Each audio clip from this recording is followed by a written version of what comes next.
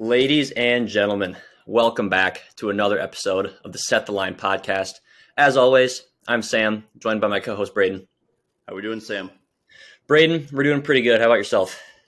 I've been better. That Vikings loss on Sunday still kind of hurts a little bit. And then the Wolves losing to the Jazz yesterday. Walker Kessler dragging his nuts all over the team. Yeah, it's been a rough couple days to be Minnesota sports fans for sure. But we're gonna set our sadness aside for this episode. We got some divisional round game previews coming at you guys. But before that, we're gonna quickly recap some of the action from this weekend if you missed it. Starting things out with the 49ers and the Seahawks. The 49ers won 41-23, and their offense really was just too much in that one for Seattle. Brock Purdy, in his first ever playoff game, 18 of 30, 332 yards, and 3 touchdowns. One thing, though, that stood out to me, this game was actually not quite as lopsided as you might have thought. First downs was 24-22 in favor of San Francisco. Rushing first downs, 9-6 for San Francisco, and 15-14 passing first downs. But then third down was 6 of 11 for San Francisco, 6 of 13 for Seattle. And total plays, 64-63 in favor of San Francisco. The difference was the yards per play. 7.9 for San Francisco compared to 5.3 for Seattle. Total 505 yards for San Francisco, 332 for Seattle. I mean, San Francisco just was able to move the ball far more consistently and efficiently than Seattle was. But that being said, I mean, Geno Smith and that Seattle offense played pretty well. I mean, DK Metcalf had 10 catches for 136 yards and 2 touchdowns. Seattle was able to move the ball at times in that game. I mean, they had a lead going into the half. But you're not going to win a lot of playoff games with bad defense, and that's kind of what we saw in this one. Yeah, Seattle was really missing Jordan Brooks in that one, big linebacker up the middle, and as a result, the Niners were just able to run all over him. CMC had 15 carries, averaged 7.9 yards per carry, which is just absurd. And he had that 68-yard run or something like that. In the first quarter, I think. Yep. As a team, the Niners ran for 181 yards. You're not going to win very many games giving up that much yardage on the ground. No, you were and then Brock Purdy, he struggled in the first half, 9 for 19, 147 yards, and 1 passing and 1 rushing touchdown apiece. He had 2 near INTs, which didn't show up in the final stat sheet, but it was kind of, you could tell it was a shaky performance to start for him. And then in the second half, he seemed to get comfortable. Found Deebo Samuel for that big touchdown, went 9 for 11, 185 yards, 2 passing touchdowns, plus another one that should have been a passing touchdown that Ayuk dropped in the corner of the end zone. That was a hell of a play, too. By far his best throw of the day. So kind of unfortunate for him that doesn't get to show up on the stat sheet. But overall, he played a lot better as the game went on. I do think a lot of it has to do with the system, where I think he's definitely the worst quarterback still alive in the playoffs, which when most of the other quarterbacks are elite guys who are either in MVP conversations or are going to be in those conversations in the near future. I don't think that's really bad company to be in. And the biggest story in this one to me was San Fran's defense really buckling down in the second half, giving up just 6 points in the second half. And Seattle was just outmatched. They couldn't match the firepower the San Francisco offense had. And that's why this one ended up, having a final score as lopsided as it was, even though the game was relatively close for most of the way. Yeah, and you kind of touched on his first half performance compared to his second half performance. And, I kind of wonder how much of that had to do with the weather in the first half compared to the weather in the second half. Because, in the first half, it was a wet, rainy, sloppy game. Whereas, the second half, the sun started to come out. And so it dried up a little bit. But, you got to wonder how much of it had to do with that, if any. But still. Yeah, I assume we'll kind of see next week and how he can adjust against Dallas. Yep. Definitely. Moving on, we have the Chargers and the Jags. Braden, do you want to kick this one off? This is the greatest playoff comeback I've seen since Super Bowl 51. Jacksonville was severely outmatched for the first 26, 27, 28-ish minutes. And then after that, pulling off an insane 27-0 comeback. And this game was really Trevor Lawrence's career in a microcosm. In the first half, 4 picks on the Jags' first 7 drives, and the other 3 were punts, which looked a lot like their year last year with Urban Meyer and how they were just awful. Trevor Lawrence looked terrible. And then in the end of the first half and into the second half, 4 straight touchdown drives, and then a game-winning field goal drive on their next 5 possessions. And that's something we really saw from him a lot at Clemson, and something we've seen more from him this year. Not necessarily to the extent of, 30 points on 5 drives, or 31 points on 5 drives, but he just played phenomenal in that second half. For the Chargers, their offense was really held back by an inability to run the football, and for their wide receivers to get separation late. Missing Mike Williams was huge. Josh Palmer is not a very good wide receiver too. His stats really tend to dip. I think I mentioned this last week when he's lined up out there without Mike Williams, and that was evident in this one. Chargers' leading receiver was Gerald Everett. He broke 100 yards. Keenan Allen had like 60, and other than that, they could not get a whole lot going. Austin Eckler, he had the 2 touchdowns early on, but he had just 12 carries for 35 yards, and the team just really refused to give him the ball in the second half. And I wonder how much of that falls on Brandon Staley and how much of that falls on Joe Lombardi. Yeah, which, considering you were up by 20 points going into half, you would think that you'd give the ball to your star running back, but hey, that's just me. I'm not Joe Lombardi, which luckily I'm not because he just got canned today. But yeah, it was just a really weird game. The Chargers won the turnover battle 5-0. You recover a muffed punt at the 6-yard line, and you have to settle for a field goal to go up 27-0, which in the grand scheme of things, okay, maybe, a touchdown compared to a field goal doesn't make a ton of difference. But as we saw with Brett Maher on Monday night, extra points are no guarantee. So, put a little pressure on him at least. But, that game was just gift wrap for you, and you completely throw it away. The 3rd largest playoff comeback in playoff history. And then if we go back to last week, which we touched on a little bit when we were doing our wildcard preview, Brandon Staley played all of his starters when he had already clinched the 5 seed, and then Mike Williams fractures his back. Not a good look there at all. But then if we go back to even the start of the season, the Chargers were a lot of people's preseason pick to win the AFC West. I remember you saying that they were your Super Bowl pick to start the season, and I can't blame you. If you look at their roster, it's just so much talent on each side of the ball. In the offseason, you go out and you get Khalil Mack, J.C. Jackson, Sebastian Joseph Day, and Gerald Everett, among others. Those are the more notable ones. You finish 10-7 in the regular season, which, hey, that's not bad. You lose to the Chiefs in the division, but they're the Chiefs. They're going to beat you. But, to finish 10-8, it almost kind of feels like a disappointing season. And, we just touched on Joe Lombardi's now gone. Shane Day, their quarterback coach, is now gone.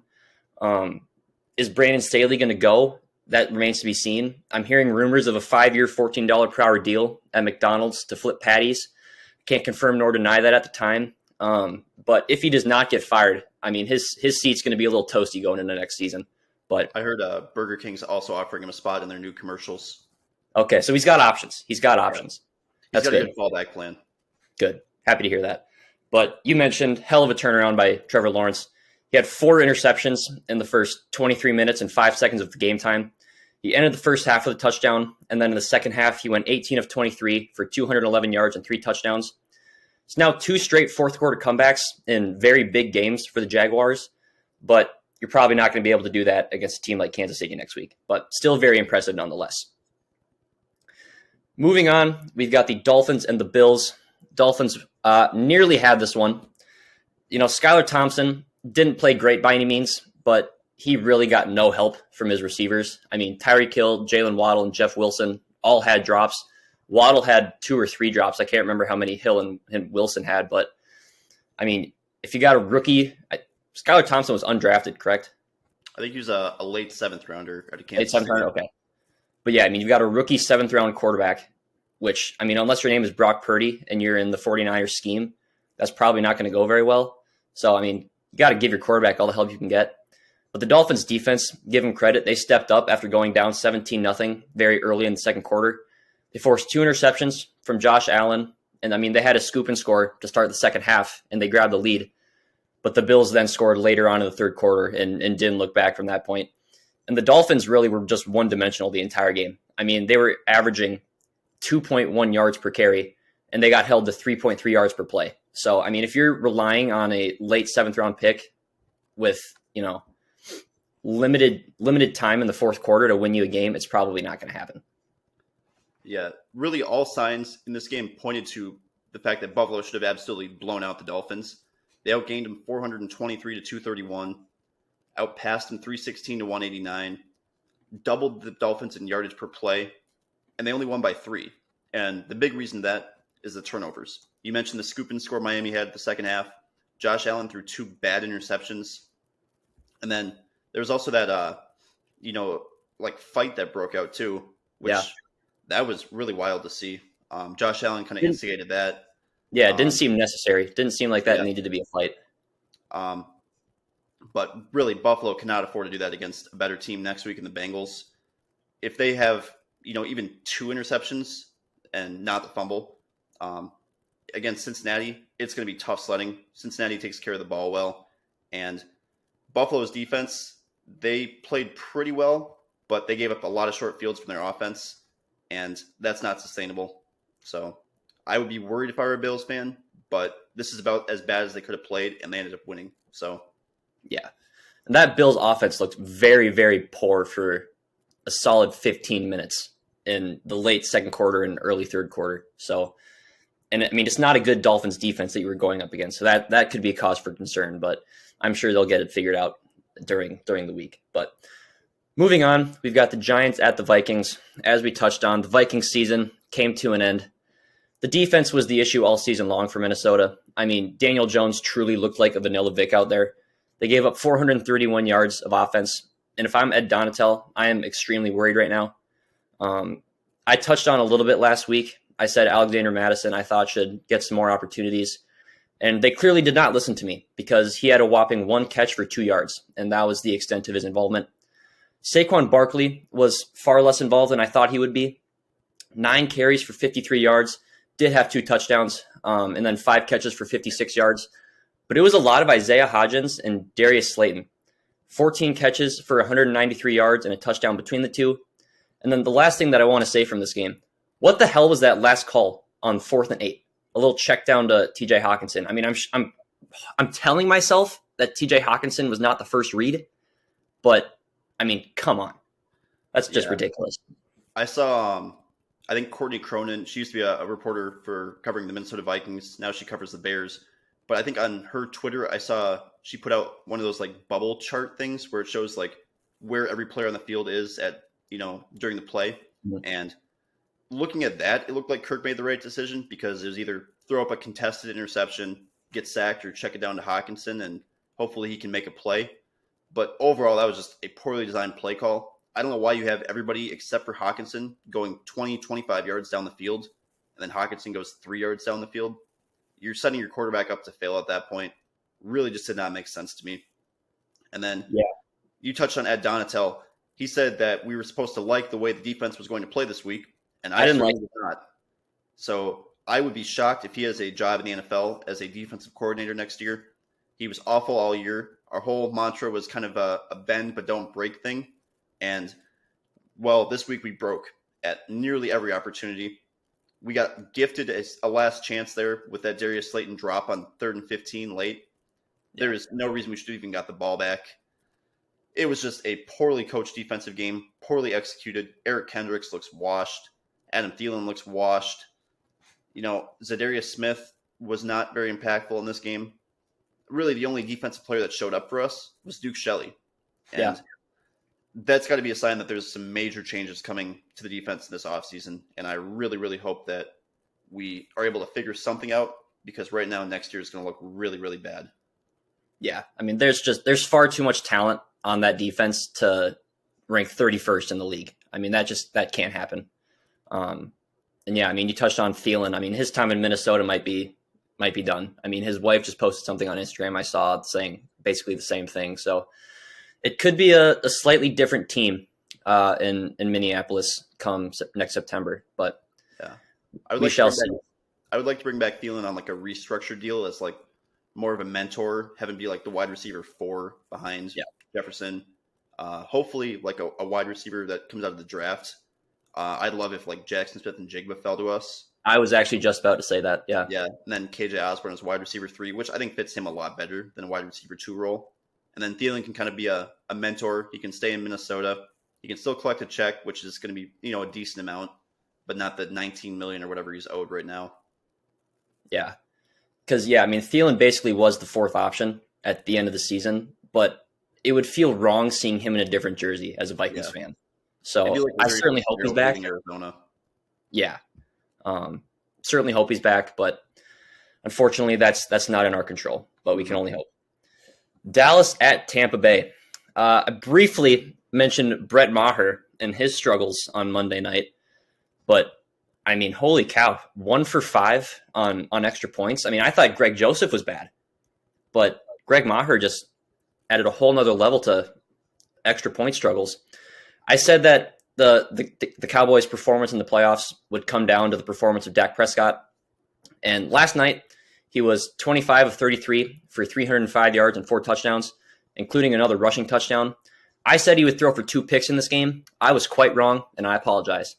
Tom Brady threw the ball 66 times in this game. I think you said last week that, don't be surprised if the Buccaneers run the ball for like 5 times. Mm-hmm. They ran the ball 12 times. Rashad White had 7 carries, Fournette had 5. What was that? I was close. You were close. I think Rashad White should be the starter next year. I mean, Leonard Fournette didn't do anything this season to show why he should be. I mean, I think he averaged like 3.5 rush yards per attempt during the regular season. So not loving that as a guy who traded up in our dynasty draft to take him. Tampa Bay was 1-3 in the red zone in this game. However, the game was not as lopsided as the score would say. I mean, it was 26-24 in terms of first downs, which doesn't mean anything really. But it was 425 to 386 in terms of total yards in Dallas's favor. But what really hurt Tampa Bay was time of possession and yards per play. Dallas had 9 more minutes of possession than Tampa Bay did, and they outgained Tampa Bay per play 6.2 to 4.8. Now, the one other thing that I want to briefly talk about before moving on to the next game is, I mean, what does Tom Brady do now? Does he retire? Does he go somewhere else? I mean, it seems not necessarily very likely, but it's certainly possible that he, has played his last game on Tampa Bay. But I don't know if I can see him retiring, because why come back? Well, first of all, why come back and lose your marriage if you're just going to play one season and retire after a wild card exit? That doesn't make a whole lot of sense to me. Maybe he's, got something else figured out, but right now I would be surprised if Tom Brady retired after this season.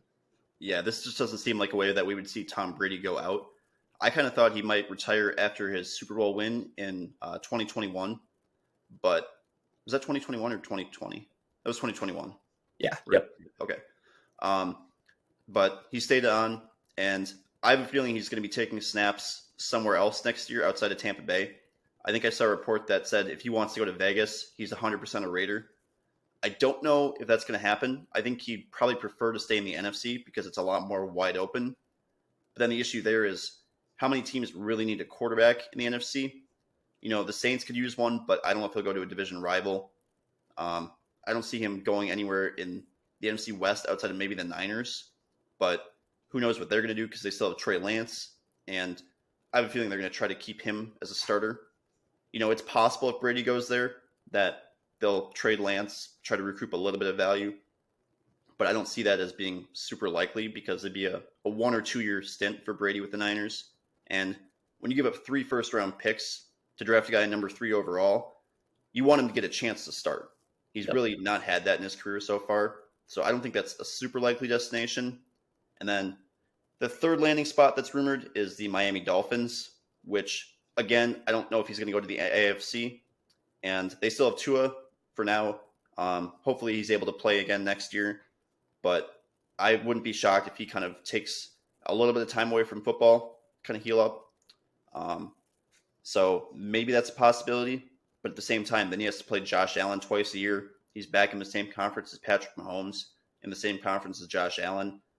Things get a lot harder for him to make a Super Bowl run in Miami. So As of right now, I would say his best destination is probably the Niners. But will they want him again? Because they didn't last time. And it's going to be probably 50-50 if they'd want him this time. Yeah, I don't necessarily think this is my pick. I think that the best fit for him would be the Raiders because, okay, you have, one of the best receivers in the entire NFL in Devontae Adams. You have a guy who like completely shocked the entire league this year and being one of the best running backs in the NFL, and Josh Jacobs. You have a guy who's, a shifty, crafty wide receiver in why am I blanking? Hunter Renfrow, which, Hunter Renfrow honestly kind of reminds me a little bit of Julian Edelman. Sneaky And then, athletic. What's that? Sneaky athletic, high motor. Exactly. Does all the little things right. First guy in, last guy out.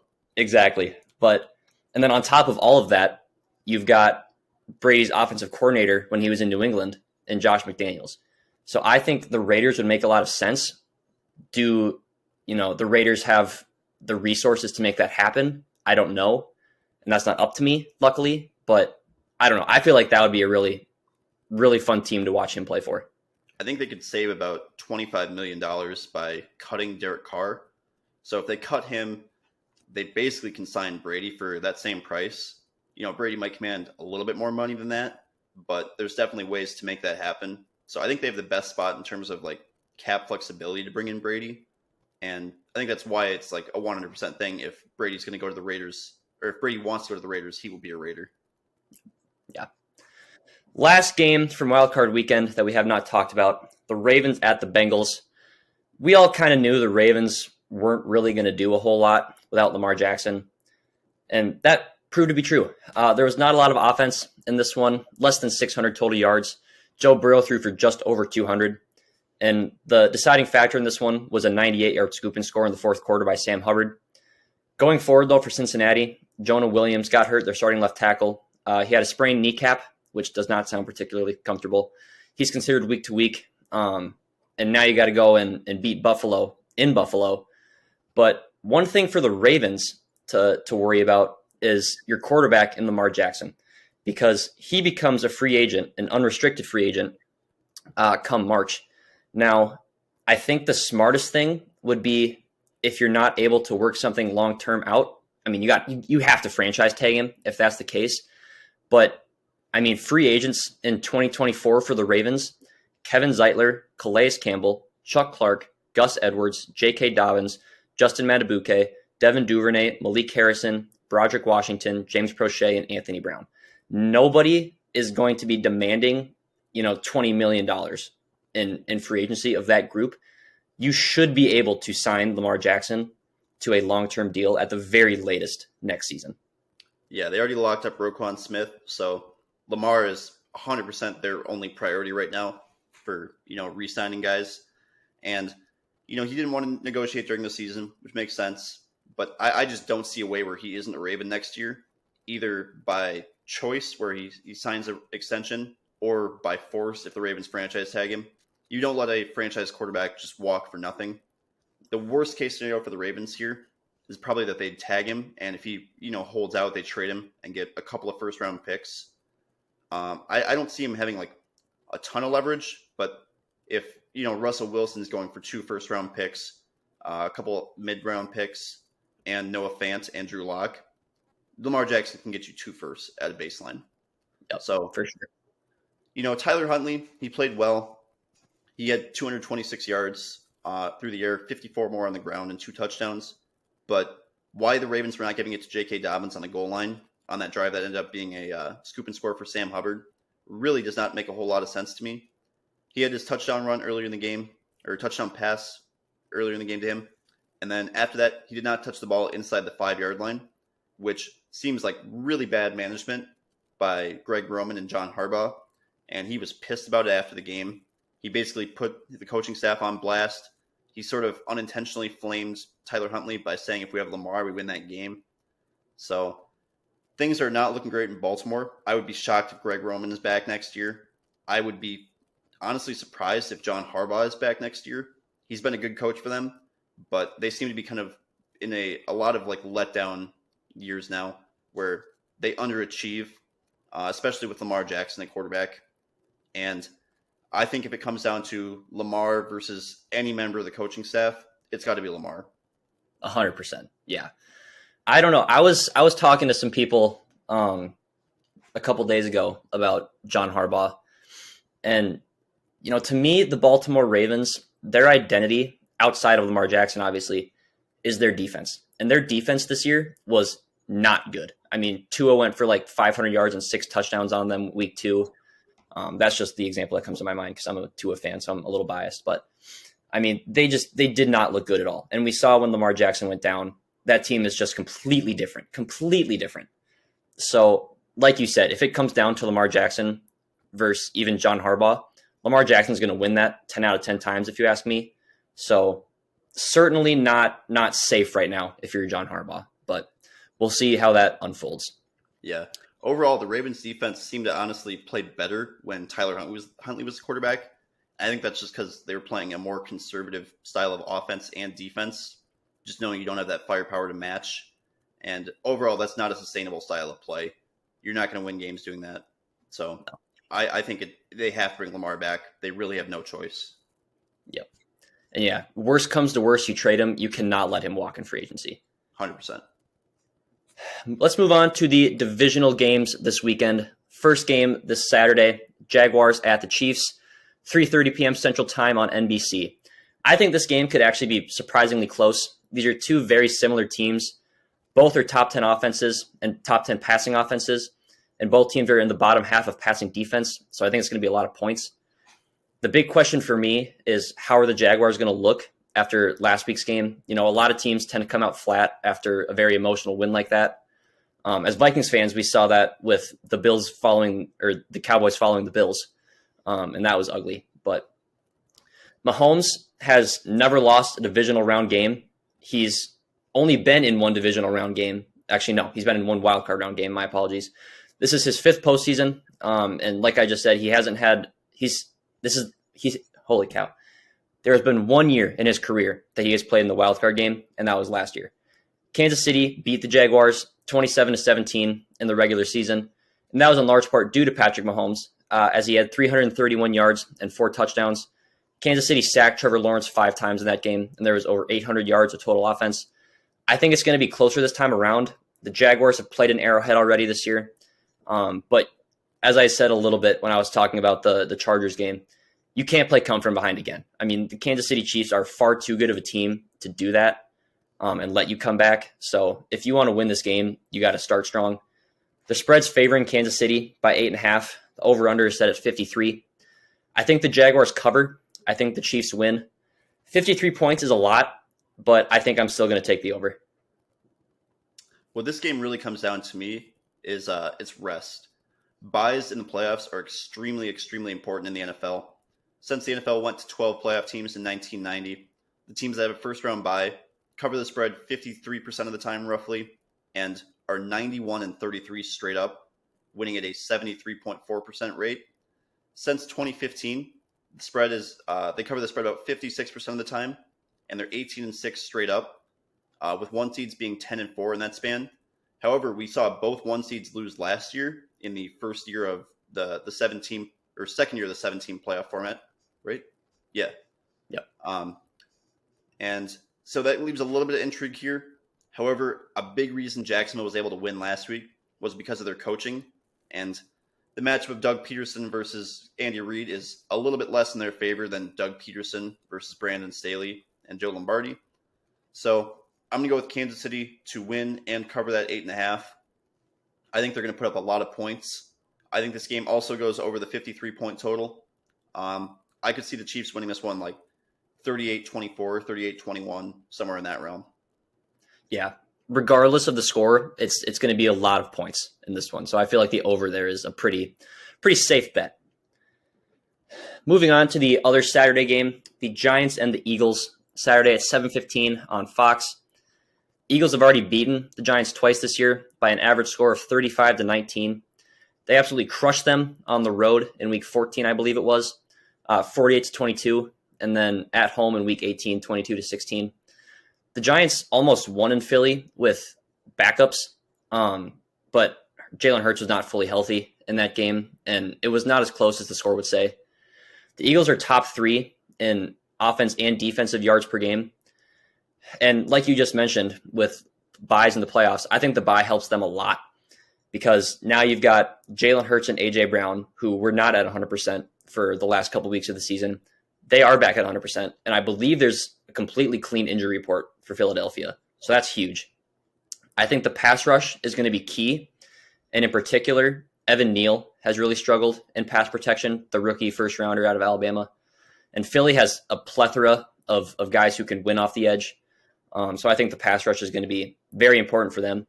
The Giants' leading rusher in that Week 14 matchup was not Saquon Barkley, was not Daniel Jones, wasn't even Matt Breida.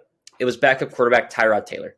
He had 2 carries for 40 yards. I think he came in for Daniel Jones a little bit in that game. But you've got to get Saquon going if you're the Giants. This is not the Vikings secondary. You're not going to be able to throw the ball all over the place. This is the best pass defense in the NFL that you're going up against in the Eagles. So, I mean, you have to get your best player involved. And then another thing for the Giants, and I understand that Jalen Hurts, his shoulder's been a bit of an issue. If I'm Wink Martindale, I am not sending a ton of pressure at Jalen Hurts, and here's why. Well, first of all, Jalen Hurts, as good as he is as a passer, his true threat is his legs. And if you're allowing Jalen Hurts to slide up in the pocket and scramble on you for, 10, 15 times, that's going to hurt ultimately. I mean, even if he averages like 5 yards a carry, that's 75 yards on 15 carries. So I think you have to try and keep him in the pocket as best you can. But on top of that, Jalen Hurts' QBR, yards per attempt, and air yards per attempt against the blitz in 2 matchups versus the Giants is all higher than it is when they don't blitz. So I say try and keep Jalen Hurts in the pocket as much as you can. I'm not Wink Martindale. I'm not paid millions of dollars to draw up defensive schemes. So that's just my 2 cents. Spread's favoring the Eagles by 7.5 with an over-under of 48. I do think the Giants cover, but I think the Eagles will win. The Eagles scored 48 alone in the first matchup, so I'm going to take the over. Going back to the Giants bringing pressure or not, the Giants barely brought any pressure against the Vikings, and it worked out for the most part. That's what fair. They did was they basically double teamed Justin Jefferson all game, and they're not going to be able to do that against AJ Brown with Devontae Smith being out there. So it's going to be a lot tougher sledding for the Giants secondary this week. Yep. And then additionally, the Eagles have a much, much better rushing attack than the Vikings. They have Miles Sanders, obviously. Then they have a couple of good change pace backs in Boston Scott and Kenneth Gainwell. Against New York in Week 14, they ran for 253 yards. Wasn't nearly that many in Week 18 against the Giants backups. But that game was, Jalen Hurts' first game back from injury. I don't put a ton of stock into that one. The Giants are going to have a much less effective offense against defense that has actual competent, defensive coordinator, good defensive backs, good linebacker play, especially with Darius Slay and James Bradbury. So it's going to be tough for Isaiah Hodgins and Darius Slayton to just carve up this Eagles defense. And touching back on the bye week, this is going to be huge for the Eagles. They've kind of been slumping recently. They had that 13-1 start. Jalen Hurts gets hurt. They dropped 2 of 3, barely beat the Giants backups last week. They get a week off just to rest, get everybody healthy, and I think that's going to make a world of difference. I think the Eagles blow out the Giants in this game. I think it's going to be just not even remotely close after the first quarter. I think the Eagles will obviously cover then, and I think that this game will probably go under the total of 48 just because I don't trust the Giants to score enough points. That's fair. That's very fair. Moving on to the Sunday games. First one being the Bengals at the Bills, Sunday at 2 o'clock on CBS. Now, obviously, in Week 17, these 2 teams were supposed to play, and then everything with Damar Hamlin happened. So, obviously, it's going to be interesting to see in pregame how, these 2 teams interact. I'm assuming it's going to be, no bad blood or anything, but in the off chance that it is, which would surprise me, it'll be interesting to see how that plays out. But both teams kind of underperformed last week, if you ask me. I expect a very high-scoring game. These are 2 of the top 8 offenses in the entire league. 2 very good run defenses, so I expect a lot of Josh Allen and Joe Burrow. Shocking, I know. Gabe Davis finally stepped up last week for the Bills. 6 catches for 113 yards and a touchdown. And I've been saying this for a while now. The Bills are going to need him down the stretch. I mean, Diggs can only do so much for you. He's only one guy. You're going to need more than one guy to step up if you want to make a run. So Gabe Davis is probably the guy who, the Bills are hoping can do that the most. But there's a handful of guys for Cincinnati that can beat you. So Allen's going to take all the help he can get without a doubt. For me, the difference in this game is Josh Allen's running ability. Only 4 carries for 20 yards last week. but that's down quite a bit from his average of nearly 48 rush yards per game. I think that his ability to run the football is what decides this game. The spread is favoring the Bills by 5. The over-under is at 48. I think the Bills win, and I think the Bills cover, and I will take the over in this one. Is my video back on? Yes. Okay, it went down for a sec. I think that Buffalo, especially Josh Allen, we touched on it when we talked about their wild card issues against the Dolphins. They have to take much, much better care of the ball. If they turn it over more than once, I think it's going to be very tough to come back from a deficit that Cincinnati would put them in. And then Cincinnati really needs their offense to wake up. Only scoring 2 touchdowns and a field goal against the Ravens, a little bit concerning, considering the Bills have a pretty good defense as well. This game, these teams probably are a little bit better on paper than the Chiefs in terms of like overall roster quality. So I think whichever team wins this game has a good chance of going to the Super Bowl. However, the Chiefs having an easier matchup this week, they only have to go through one of these teams as opposed to both. I think they're in a much better spot because of that. Overall, I think the Bengals have a little bit more of an overall well-rounded offense. They have a good rushing attack with Joe Mixon and Samaje Perine. I'm not too sold on Devin Singletary. James Cook played well against Miami, but who knows how much of a role he'll have this week against the Bengals. And then at wide receiver, I'd much rather have the trio of Chase, Higgins, and Boyd than Diggs, McKenzie, and Dawson Knox. Even though Dawson Knox had a couple of touchdown grabs against the Dolphins, he played pretty well. But the Bengals are going to be much better defensively than Miami, of course. And I think that the Bengals are going to win this one outright as 5-point underdogs. And I think this game goes over the total as well. I think we're in for a shootout. Definitely. Yeah, and I could see, of any game in this series, I think that this is probably the likeliest for an upset, just because of how talented each of these two teams are. I said when we were doing our contender or pretender, it's either the Chiefs, the Bengals, or the Bills that are going to come out of the AFC. And that's looking pretty damn good right now because the Chiefs are, I think, probably pretty likely going to beat the Jags. And then obviously one of these two teams is going to win. So AFC Championship is probably going to be the Chiefs versus, whoever wins this one. So, but yeah. Moving on to our last game of the weekend, we've got the Cowboys and the 49ers at 5:30 on Fox on Sunday. I think this is going to come down to whichever quarterback plays better, I think is going to win. Geno Smith had not a lot of success, but he had a little bit of success last week versus San Francisco. The difference was in the second half when they got out to this, when San Francisco got out to that big lead.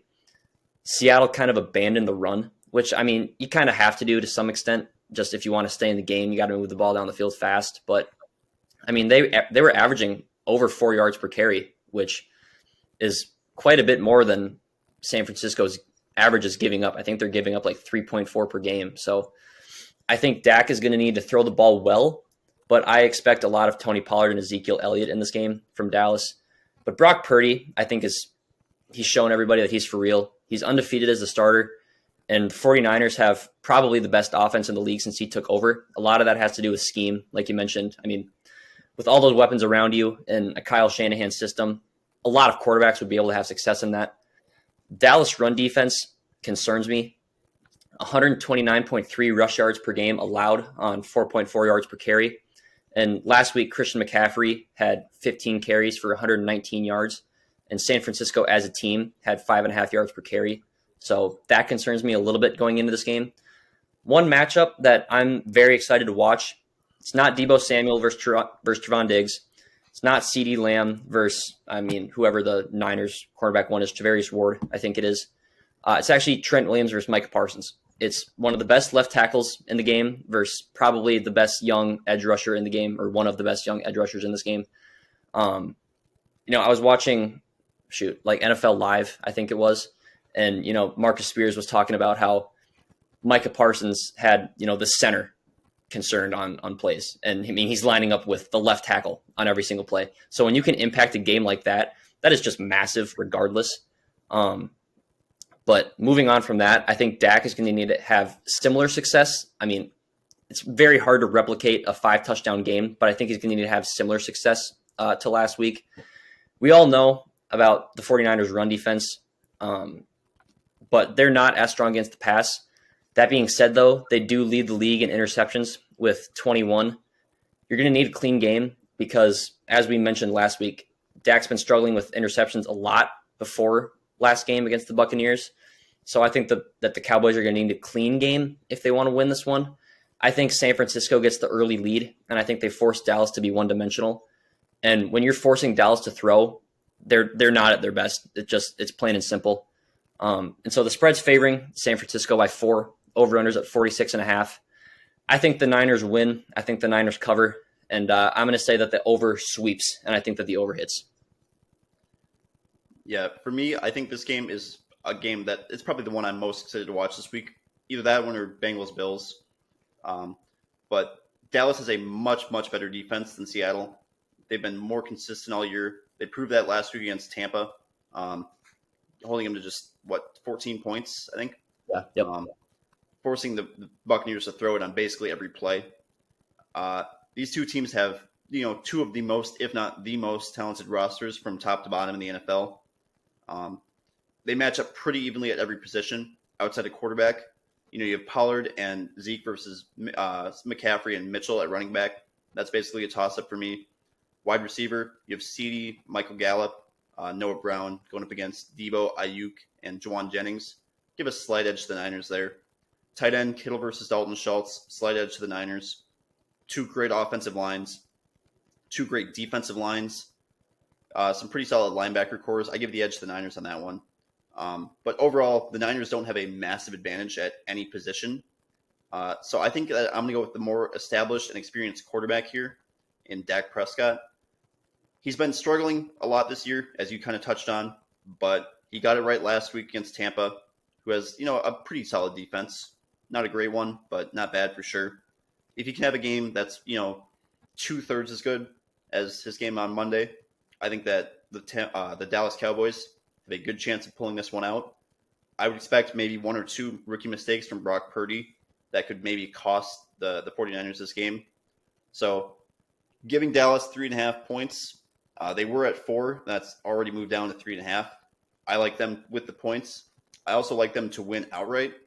And I think this game goes over the total, but not by a whole lot. Yeah, it's a good point that you said with, Purdy's still young. He could very well slip up. We haven't seen him really slip up at all this season, but it's the playoffs. You never know what's going to happen. Dak has been here before, so he's got the experience edge. So I like what you said. I could certainly see an upset. But yeah, with Purdy, he hasn't really been in a position where he's needed to make those big plays. The Niners have been winning pretty comfortably in every game he's played so far, and I think that Dallas has the opportunity to put him behind early, and if they can go up by double digits, it's going to be really, really tough for the Niners to crawl out of that hole. Yeah, especially if you can make them abandon the run game, which is by far their strong suit, and kind of what their whole offensive scheme is built upon. That would be massive. Yeah, it's a lot of runs and short throws, and if you're down double digits, you can't really do that. Yeah, certainly. That's a good point. But ladies and gentlemen, that is all the time we have for today. Thank you guys for joining us. We hope you enjoyed, and we will catch you in the next one. Adios.